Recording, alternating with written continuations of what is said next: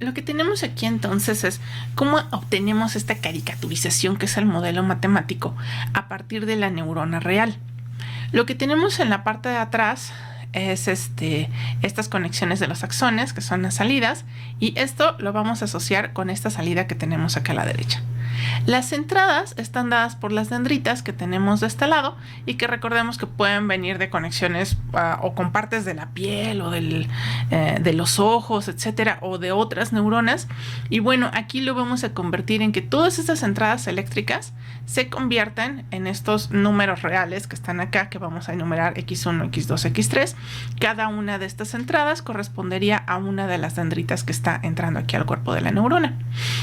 Recordemos que cada una de estas conexiones podía tener diferentes grosores, podía tener diferentes propiedades para transmitir la electricidad, de manera que algunas de las entradas resultaban más importantes al momento de decidir si la neurona disparaba o no.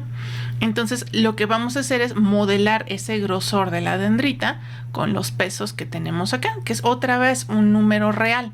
Entre mayor sea la magnitud de este peso, querrá decir que más importante es la contribución del valor X que está entrando. Tenemos valores positivos y valores negativos, porque los valores positivos nos van a decir que es más probable, bueno, que este tipo de dato quiere que esta neurona dispare. Recordemos que también podríamos tener conexiones inhibitorias, entonces podríamos tener aquí pesos negativos que traten de evitar que esta neurona dispare. Entonces aquí la contribución de estas entradas sería más bien hacia evitar el disparo de la neurona. Aquí va a entrar un poquito de álgebra lineal. Lo que vamos a hacer entonces es tomar lo que se conoce como la combinación lineal de todos los valores de entrada, donde cada uno de los elementos está pesado o multiplicado por el peso de la conexión. Entonces por eso tenemos aquí la suma de x0 por w0 más x1 por w1 más x2 w2, etcétera, etcétera. Entonces si tenemos n entradas, pues aquí vamos a tener n más 1 elementos. Ahora, ¿por qué ese más un elemento? Observemos aquí que nuestra suma o nuestra combinación lineal empieza con i igual a 0.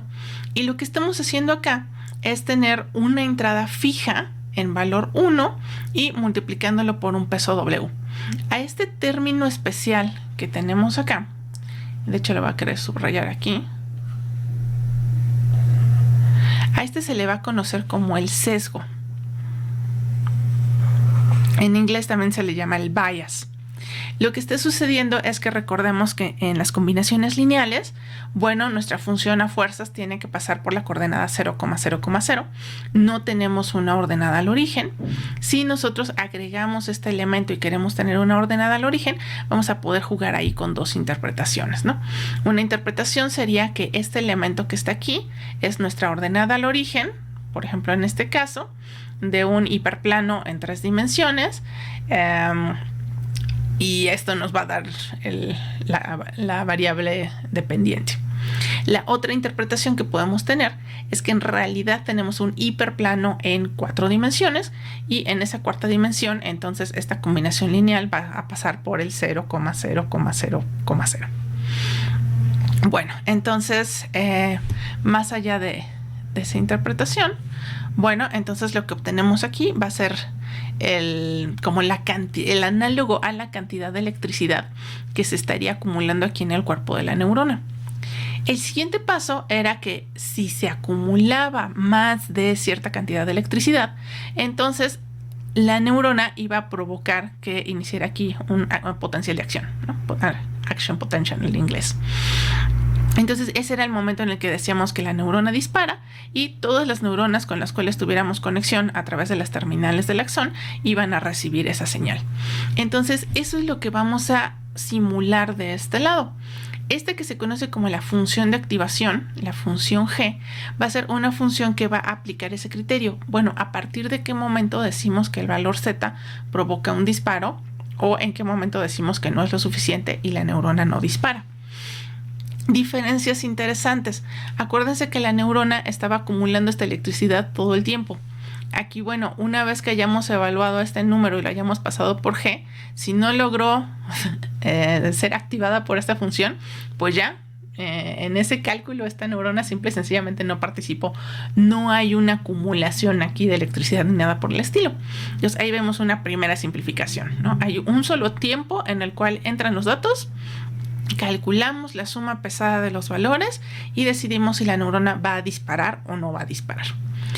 Esta decisión originalmente se solía modelar precisamente con lo que se llama la función escalón. Esta función toma este valor y si estamos rebasando el 0, entonces sí dispara. Si es menor que 0, entonces no dispara, ¿no? Actualmente vamos a ver que esta función de activación puede tomar varias formas. Y bueno, lo que sale entonces de la composición de la función de activación con el valor z va a ser ahora sí la salida de nuestro perceptrón. Y recordemos, un perceptrón es el modelo de una sola neurona. Entonces aquí tenemos nuestros tres elementos importantes. Aquí 0 es el sesgo, estas son las entradas, G los pesos para cada una de las conexiones de entrada y la función de activación que vamos a tener acá. Ahora, para ampliar un poquito más qué es lo que está pasando con esta función G, tenemos algunas de las más sencillas y más utilizadas en el caso de una sola neurona, que podrían ser la función escalón que les mencionaba. Si la combinación lineal es menor que 0, nuestra neurona no dispara. Si la combinación lineal es más que 0, entonces sí vamos a dar como valor un 1. Y aquí la salida es binaria, ¿no? 0 o 1. Este fue el primer tipo de función que se utilizó. Existen algunas variantes. Algunos lo que hacen, en lugar de poner esta neurona extra en 1, es decir, a ver, esta no la vamos a poner aquí, pero a z le vamos a sumar aquí una especie de umbral, z. Y entonces este z, bueno, pues es lo equivalente a este W0 que está multiplicando el 1. Al final de cuentas, el perceptrón va a representar exactamente lo mismo, pero eso sí nos va a dar de una manera muy explícita la separación entre el bias o sesgo y lo que sería nuestra combinación lineal para obtener el valor de activación, ¿no? Entonces, son dos notaciones, las dos las van a encontrar, entonces por eso las menciono.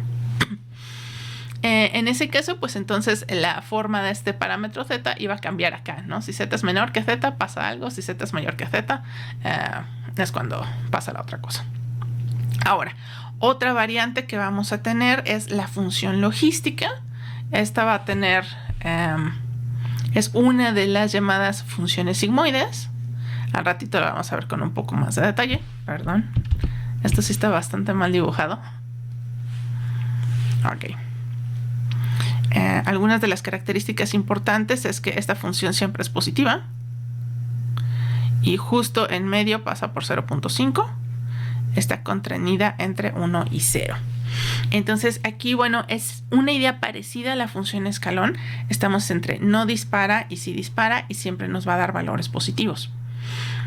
Otra función que se ha vuelto muy popular últimamente es la ReLU o rectificadora lineal, donde lo que tenemos es que si X es negativa, nuestra neurona no dispara, pero si dispara, si pasa el valor umbral, entonces aquí tenemos una línea recta. No tenemos una identidad. Esta es mucho más rápida de calcular que la función logística. Además de que, bueno, tiene esta curiosa característica que puede llegar a ser buena, puede ser mala, de que no está limitada en el lado positivo. Aquí podemos llegar a tener cualquier valor real. Otra opción que tenemos de función de activación es la tangente hiperbólica. Y la característica más notoria que la distingue de la logística, siendo que también se trata de una sigmoide, es que la tangente oscila entre 1 y menos 1. Entonces, en este caso, es más que no bueno, ya no diríamos exactamente dispara o no dispara. Podemos tener algo así como un disparo positivo o un disparo negativo. Entonces ya más adelante iremos preguntándonos para cada tipo de problema cuál es el tipo de función que nos va a convenir más.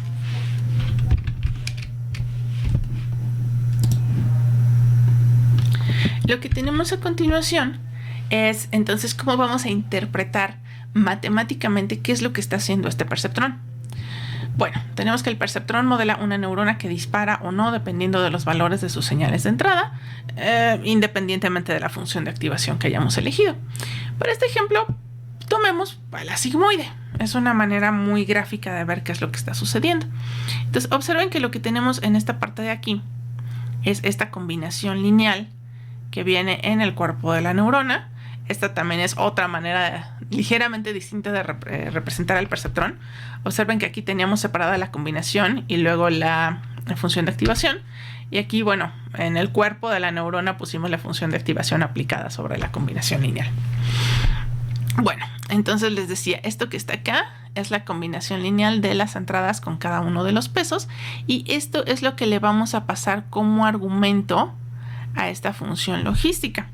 Entonces es esta z que teníamos acá. Si observamos esto con cuidado, lo que vamos a ver es la ecuación de una recta. De hecho, aquí a propósito la idea fue poner dos variables de entrada más el sesgo para que lo identifiquemos con la ecuación de la recta que ya veíamos desde que estábamos en preparatoria, ¿no? Tenemos variable independiente, variable dependiente, tenemos una ordenada al origen. Entonces aquí podemos incluso graficar qué es lo que está pasando con esta recta. Algo que debemos recordar acerca de las características de la recta, esto lo veríamos en geometría analítica, es que lo que tenemos aquí, pues lo que hacemos es igualarlo a 0, ¿no? Y eso es lo que nos define la recta. Pero ¿qué pasa si no igualamos esta ecuación a 0 y simple y sencillamente decimos, vamos a evaluar f de menos 1.4 más x1 más x2? Bueno, entonces va a resultar que esta función de un lado de la recta tiene valores positivos, del otro lado de la recta tiene valores negativos, y sobre la recta es exactamente 0. Entonces, ahora, ¿qué va a suceder si componemos eso precisamente con una función sigmoide? Bueno, pues recordemos que las sigmoides están cercanas a 0 y cercanas a 1 de este lado. Entonces, básicamente lo que está sucediendo es que si la f de esta combinación lineal nos da un valor positivo, hacia acá tendemos al valor 1. Dirían cuando la distancia tiende a infinito. Del lado izquierdo esto va a tender hacia 0. ¿Y qué es lo que está pasando cerca de la recta? Pues vamos a andar cerca del 0.5. Entonces lo que vamos a estar diciendo es, a ver, quiero saber si estos datos que están en este plano pertenecen o no pertenecen a una clase, y si los datos que están acá pertenecen o no pertenecen a la clase. Diremos que todo lo que se encuentra del lado derecho tiene una alta probabilidad de pertenecer a una clase, mientras que lo que se encuentra del lado izquierdo, es muy poco probable que pertenezca a la clase, lo cual interpretaríamos como básicamente no pertenece a la clase. ¿Esta persona tiene diabetes o no tiene diabetes? Pues de este lado diríamos que sí, de este lado diríamos que no. Entonces, una ventaja también de utilizar a la sigmoide es esa interpretación que puede venir del estilo de probabilidades, ¿no? ¿Qué tan probable es que sí presente diabetes? ¿Qué tan probable es que no? Y cuando estemos muy cerca de la frontera, pues podríamos considerarlo uno de esos casos extraños donde es difícil tomar una decisión porque los síntomas nos están dando señales confusas, ¿no? Entonces, así es como tendríamos que interpretar qué es lo que está pasando con el perceptrón.